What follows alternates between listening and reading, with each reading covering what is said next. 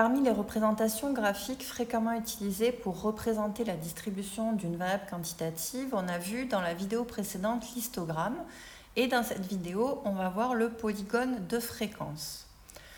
Donc on va utiliser le jeu de données qui porte sur la mesure de la longueur de la fleur. On avait construit ce tableau de distribution de fréquences qu'on va réutiliser ici.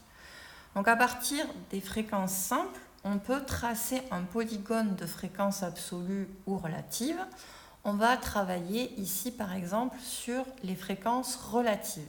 Comme toujours, les fréquences relatives sont représentées sur l'axe des ordonnées et sur l'axe des abscisses, on représente la variable étudiée, donc la longueur de la fleur pour laquelle on a classé nos données par classe de taille qui ont un intervalle de classe de 5 mm ici.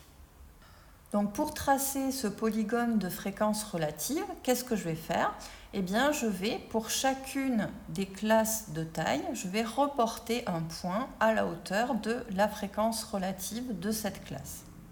Donc pour la première classe, la classe 140-145 mm, on a une fréquence relative de 0,02. Donc comment on va placer ce point maintenant sur l'axe des abscisses? Eh bien, on va le placer au niveau du centre de la classe. Donc le centre de la classe, comme son nom l'indique, c'est en fait la valeur qui est au centre, autrement dit au milieu de la classe. Donc ici, la valeur qui est entre 140 et 145, c'est 142,5 mm.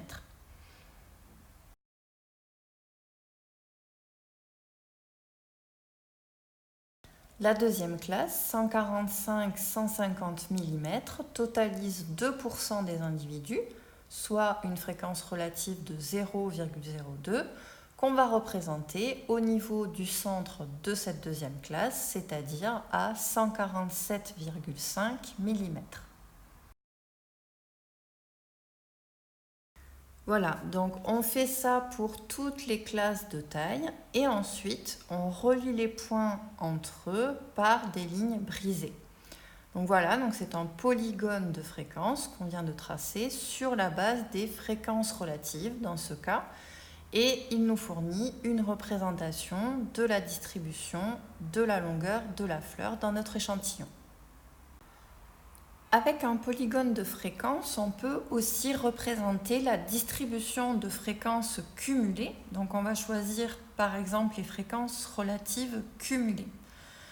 Donc la première classe, 140-145 mm, a une fréquence relative cumulée de 0,02. C'est la première classe, donc c'est égal à sa fréquence. Donc pour placer ce point, il faut bien garder en tête que c'est la fréquence cumulée à la borne supérieure de la classe. Donc sur l'axe des abscisses, on se place bien au niveau de la borne supérieure de la première classe. Ici, c'est 145 mm pour positionner le point. Pareil pour la deuxième classe de taille, 145-150 mm. Pour laquelle on a une fréquence relative cumulée de 0,04. Donc pour positionner ce point sur l'axe des abscisses, on se place bien à la borne supérieure de cette classe, c'est-à-dire 150 mm, pour positionner le point de la fréquence relative cumulée. On fait ça pour toutes les classes de taille.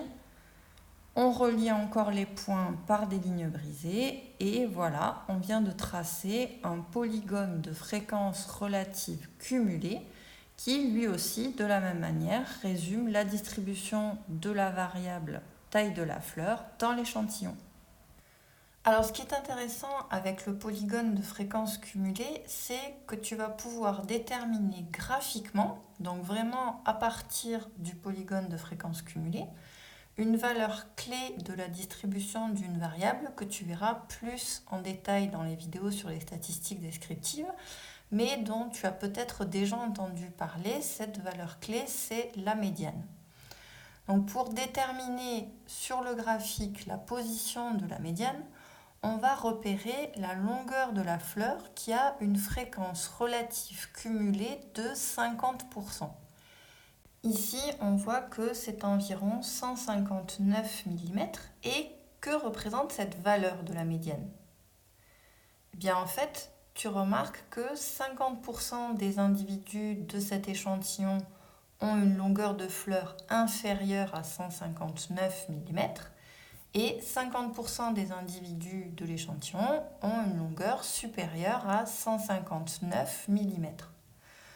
Donc avec cette grandeur, qui est la médiane, on tire une information assez intéressante qui va bien résumer la distribution de la variable mesurée. Avant de terminer, une dernière remarque sur le tableau de distribution de fréquences qu'on a utilisé ici. Donc tu vois que les différentes classes sont données à chaque fois avec la borne inférieure et la borne supérieure. Il existe une autre manière assez fréquente de lister les différentes classes, c'est de donner pour chacune d'elles l'indice de classe, c'est-à-dire la valeur qui se situe au centre ou au milieu de la classe. Donc l'indice de la première classe, c'est 142,5 puisque c'est la valeur qui est au milieu de cette classe. L'indice de la deuxième classe, c'est 147,5, etc. pour toutes les classes de taille. Donc à partir de l'une de ces notations, tu dois être capable de retrouver l'autre notation. Voilà, donc c'était la dernière vidéo. On a maintenant terminé avec cette partie sur les représentations graphiques.